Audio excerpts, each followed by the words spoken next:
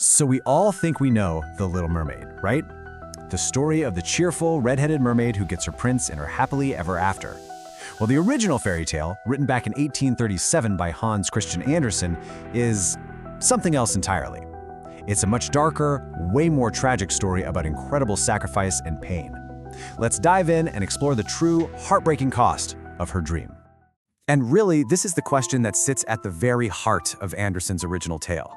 It makes us ask, is a dream still worth chasing when the price is, well, everything you are? The story starts in this incredibly beautiful place. It's not a bright, bubbly cartoon kingdom. No, it's a deep, ethereal, almost lonely world. And as beautiful as it is, it's a world our little mermaid is absolutely desperate to escape. So, our story begins deep under the sea, and it's all about the Sea King's youngest daughter. She was this quiet little princess whose heart was just filled with this deep, deep longing for a life she'd never even seen.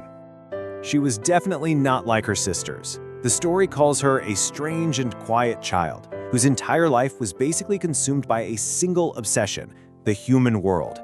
Stories about the land, the sun, and people with two legs, that was her only real joy. For a mermaid, turning 15 is a huge deal. It's this magical rite of passage. It's the one day they're finally allowed to swim up to the surface and see the human world for themselves. And for our quiet princess, this day was everything. So, on her 15th birthday, she finally gets to see it all.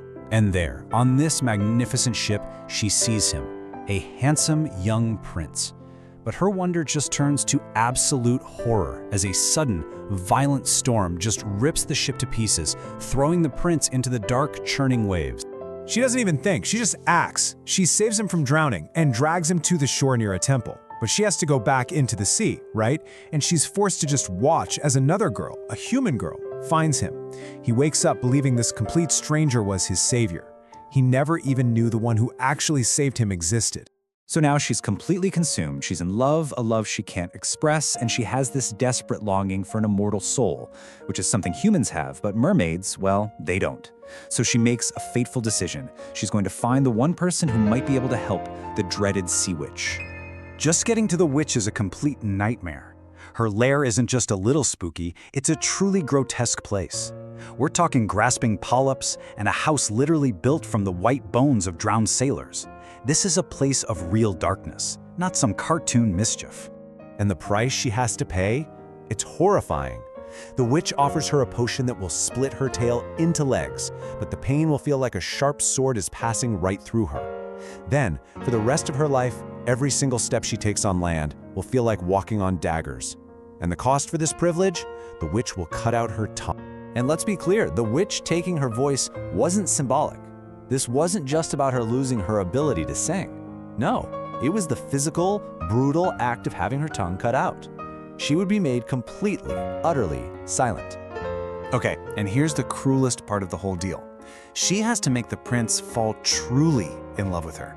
Because if he marries someone else, the curse is absolute. The very next morning after his wedding, her heart will break and she will just cease to exist, dissolving into the foam of the sea.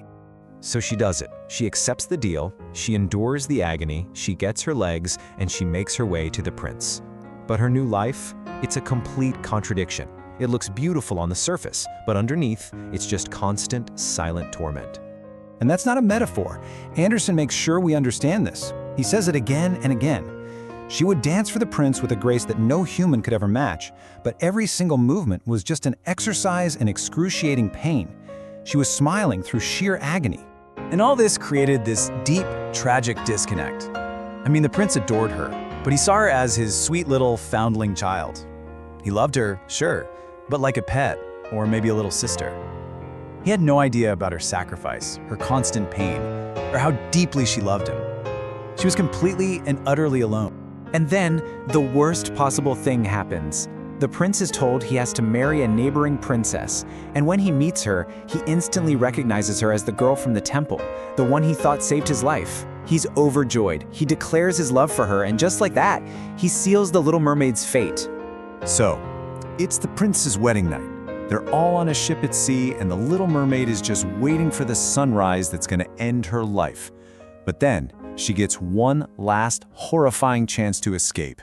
Her sisters suddenly appear out of the water, but their beautiful long hair is all chopped off. In a desperate attempt to save her, they made their own deal with the Sea Witch, trading their most prized possession for one last chance for their sister to live. They hand her an enchanted dagger. The witch's final offer is just brutal. Murder the man she loves, let his blood touch her feet, and she'll transform back into a mermaid. Her life will be spared.